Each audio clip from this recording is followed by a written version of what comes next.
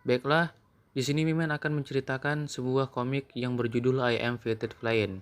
Sebelum masuk cerita utamanya, silakan klik subscribe dan aktifkan notifikasinya. Jika sudah, kita akan langsung masuk ke cerita utamanya.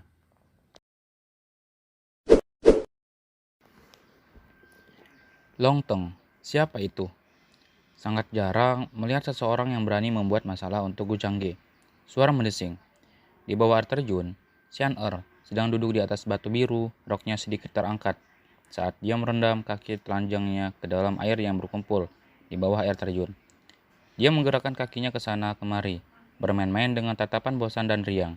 Dari waktu ke waktu, dia akan melihat sekelompok kera hitam dengan mata merah berkumpul tidak jauh darinya. Dia tidak bisa mengerti apa yang direncanakan monster bodoh itu dengan otak busuk mereka. Dia kemudian mengerutkan kening dan bergumam pada dirinya sendiri. Aku tidak menyangka, bahkan penjahat hebat seperti Gu Changge akan menghadapi hal seperti ini. Dia secara alami telah mendengar tentang kejadian baru-baru ini. Gu Changge, pembuat onar, sebenarnya dia ditantang sedemikian rupa. Setelah mengetahui bahwa Longteng telah memprovokasi Gu Changge sedemikian rupa, Gu Sener mengasihani Longteng. Setelah mengalami sendiri kekuatan Gu Changge, dia tidak berpikir bahwa siapapun di antara generasi muda telah lawan Gu Changge. Hanya dia yang bisa bersaing dengan Gu Changge, dan hanya setelah dia menjadi lebih kuat. Ahong, kau mengatakan bahwa di depan pisang suci akan matang. Apakah itu benar? Gu Sener bertanya. Ahong adalah burung merah yang selalu ada di sisinya. Itu memiliki bakat luar biasa untuk berburu harta karun, membantunya mendapatkan banyak harta hingga hari ini. Jadi, Gu Sener mendengarkannya dan sekarang sedang menunggu 8 pisang suci untuk matang. Untuk alasan yang sama, kelompok kera hitam dengan mata merah bersikap waspada kepadanya, memandangnya seperti orang memenang pencuri. Ini membuat Gu Sener marah. Dia bahkan tidak berencana untuk mengambil 8 pisang suci. Dia baru saja lewat, melihat pemandangan yang indah dan mau tidak mau berhenti untuk mengaguminya. Setelah mendengar ini, Ahong mengabaikannya. Gu Sener mencibir sambil bergumam. Sejujurnya, aku akan menyenangkan melihat Gu Changge dipukuli sampai habis. Kudengar Longteng hampir berada di alam dewa sejati, tetapi dengan kekuatan Gu Changge, dia mungkin tidak akan melakukannya. Menjadi lawan Gu Changge, bahkan jika dia berada di alam dewa surgawi.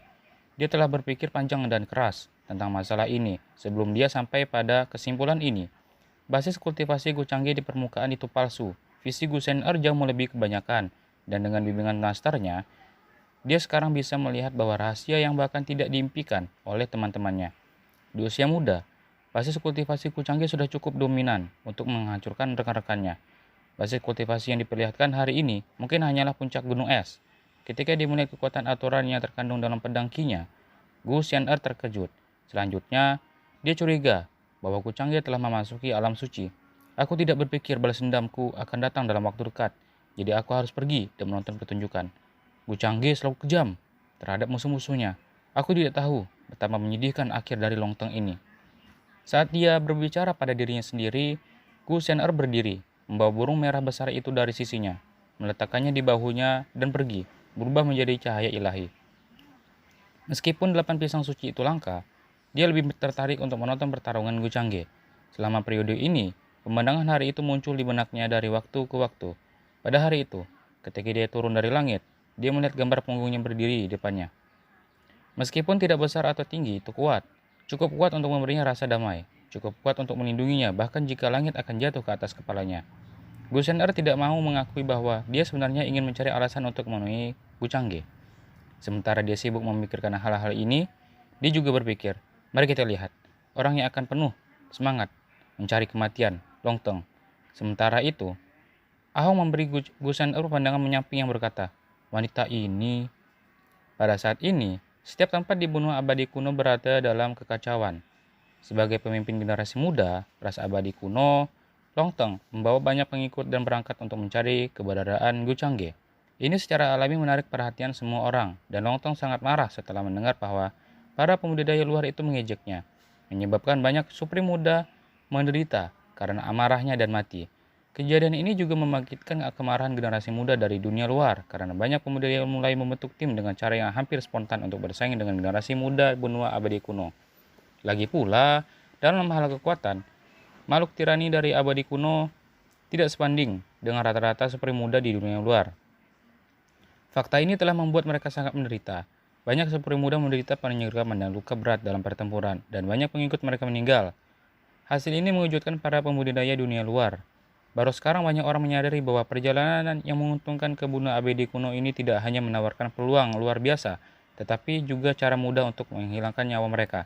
Di antara mereka, yang paling berbahaya adalah makhluk muda dari benua abadi kuno. Banyak dari mereka dipimpin oleh Longteng, memiliki kekuatan tirani yang bahkan dapat menyebabkan para pemimpin muda di dunia luar sangat menderita di tangan mereka yang beracun. Tapi segera, salah satu kultivator memerhatikan bahwa Gucangge yang tampaknya menghilang ke udara tipis akhirnya muncul. Di sisinya, ada sejumlah besar pengikut. Bersama mereka, dia melakukan pembunuhan besar-besaran yang menyebabkan kematian banyak penduduk asli. Peristiwa semacam itu segera menimbulkan sensasi di benua abadi kuno. Apakah itu seorang kultivator dari dunia luar atau penduduk asli benua abadi kuno? Semua orang memperhatikannya. Lagi pula, orang-orang telah mengantisipasi bahwa ini akan menjadi pertarungan antara naga dan harimau. Dari segi identitas, tidak ada yang lebih tinggi dari yang lain. Mereka sederajat yang sama-sama memandang predikat sebagai wakil generasi muda. Di puncak gunung, Gucangge berdiri di tangan belakang. Tuan, kami telah menerima berita. Longtong sekarang berada di timur. Dia memiliki 7 peringkat di alam dewa palsu. Sementara yang lainnya berada di alam raja yang diunggulkan tanpa ada yang berada di alam dewa yang diunggulkan atau lebih rendah. Makhluk pentampilan yaksa dengan hormat melaporkan ke Gucangge. Setelah mendengar laporan dari pengikutnya, dia sedikit mengangguk dan merenung. Apakah ini alasan dia begitu percaya diri? Sampaikan pesan ini, tetaplah di tempatmu, aku akan datang untuk membunuhmu. Aku juga memegang salah satu saudara perempuanmu. Jika kau tidak ingin dia mati, sebaiknya kau bersikap baik. Gucangge mencibir. Di belakangnya, banyak makhluk asli dengan ditekan dan diikat. Semua orang berteriak bahwa Longteng akan datang dan membunuhnya. Tetapi yang mewujudkan mereka, Gucangge berinisiatif untuk mendatanginya secara langsung. Dia mengerti, Tuan. Makhluk yang tampak seperti yaksa ini menjawab. Tak satu pun dari pengikut Gucangge mengira dia bercanda. Dia terbang dengan kecepatan tinggi setelah berubah menjadi cahaya ilahi. Makhluk asli yang tertinggal di belakang Gucangge mendengarnya juga dan langsung menjadi marah. Beberapa dari mereka bahkan berteriak, "Yang bermagagu, tunggu saja.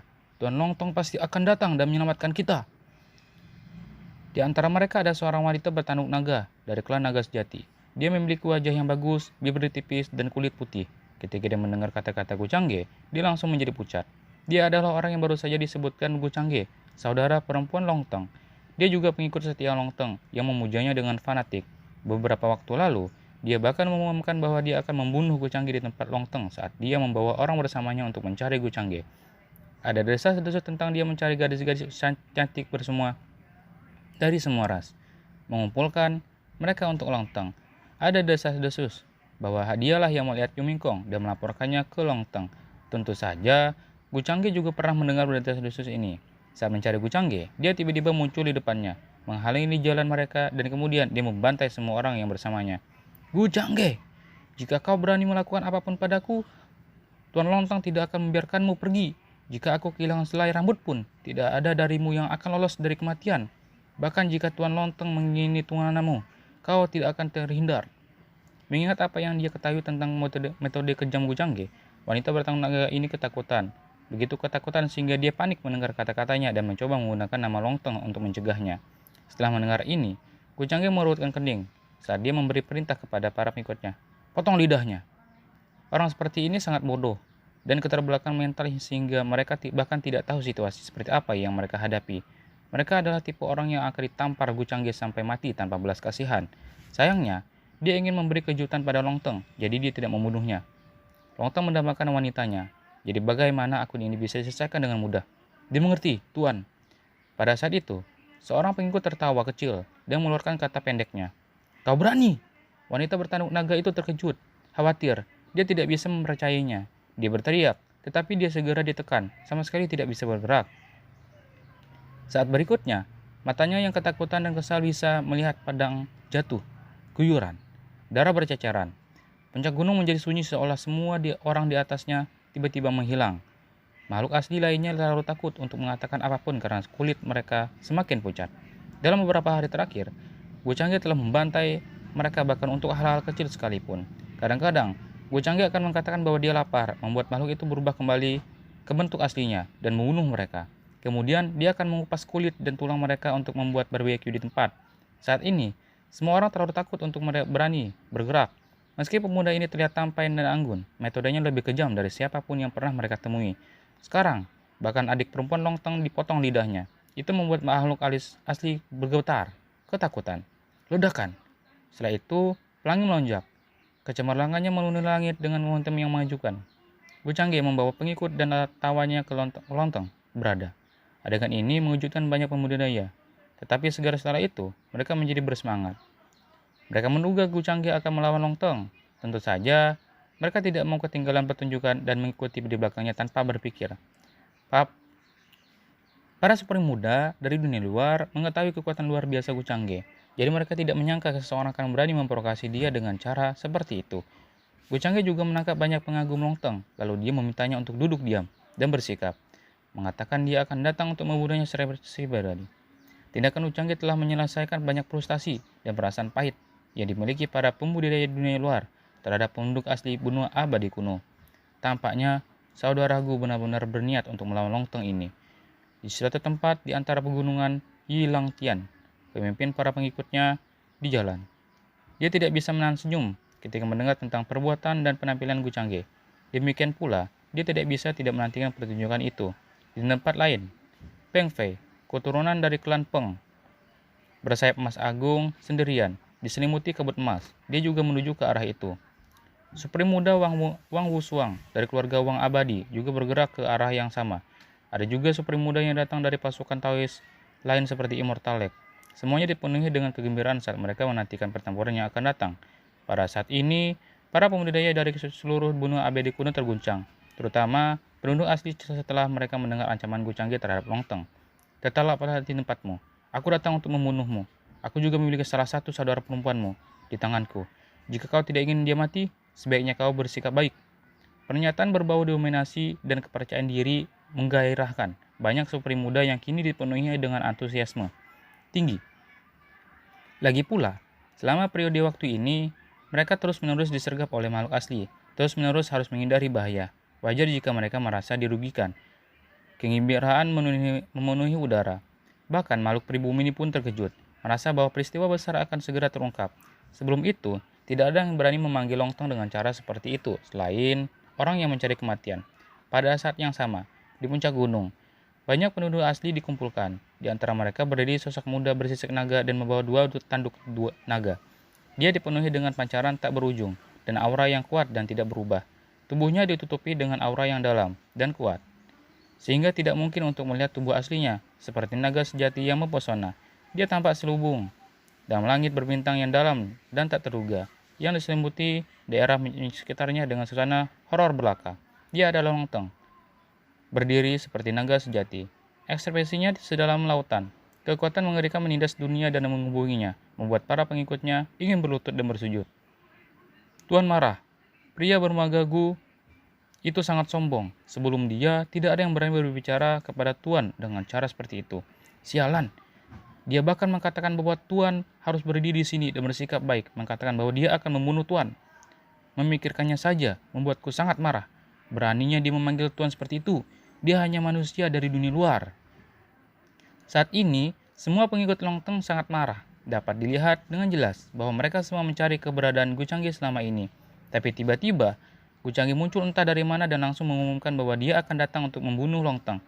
Metode Longteng tampak hambar jika dibandingkan. Dia berani mengancamku, aku akan memastikan dia menyesali kata-katanya. Katak di dalam sumur tidak tahu kedalaman laut. Jika aku menunggunya di sini, apakah dia benar-benar berani datang? Pada saat ini, Longteng juga berbicara. Namun matanya yang dulu sombong dan angkuh telah berubah menjadi sesuatu yang lebih dingin dan lebih menakutkan. Suaranya rendah tapi penuh niat membunuh. Sebelum ini, dia tidak pernah berpikir bahwa dia dibuat marah seperti sekarang ini. Ini adalah pertama kalinya seseorang berani memprovokasi dia secara terbuka. Selain itu, dia bahkan mengancamnya, menyuruhnya untuk tetap di tempatnya seolah-olah mengatakan kepadanya bahwa dia akan melarikan diri. Bagaimana Longteng yang sombong dan unggul bisa menanggungnya? Meskipun ini mungkin dilakukan dengan sengaja oleh pihak lain, Longteng tetap tidak bisa menahan amarahnya. Jika orang biasa mengatakan demikian, dia mungkin tidak peduli, mengira itu hanya semut yang acak, tidak perlu diperhatikan. Namun, ini terjadi setelah dia secara terbuka menantang dan mengancam lawannya. Tetapi lawannya tidak takut sedikit pun. Sebaliknya, Lawannya menunjukkan sikap yang bahkan lebih kejam darinya, dengan banyak pengikut yang sebelumnya dia kirim dibantai secara brutal. Hal ini membuat Long Tong sulit untuk tetap tenang, membuatnya berharap tidak lebih dari menyiksa pihak lain, sampai mati dengan tangannya sendiri, melakukan jalan dengan wanita tepat di depannya. Baiklah, kalau begitu, jika kau ingin secara pribadi menyerahkan kepalamu sendiri, maka aku akan menerimanya dengan rasa terima kasih. Tak lama kemudian, Long Tong juga menyebarkan berita kepada Daanya, menunggu Gu Changge datang agar dia bisa mati. Ancaman keduanya bergema di udara, menyebabkan gempa besar saat massa mendidih dengan antisipasi dan kegugupan. Setelah mendapat kabar, baik pemuda asli maupun di luar terus berdatangan ke sini secara bergelombang. Segera, pegunungan terdekat dipenuhi orang. Tidaklah berlebihan untuk mengatakan bahwa jumlah orang yang berkumpul di sini cepat menutupi seperti lautan.